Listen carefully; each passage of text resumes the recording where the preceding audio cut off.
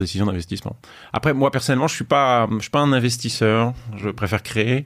Je pense que je serais assez malheureux à être investisseur. J'ai essayé un petit peu pour voir d'un point de vue angel et c'est pas tellement mon truc en fait. Et c'est très bien que des gens fassent ça à temps plein et soient capables de bien le faire. Moi je suis trop optimiste personnellement. Je pense que pour être un bon investisseur, il faut avoir un esprit un petit peu négatif dans le sens où on peut pas investir dans tout et il faut quand même trouver les bonnes.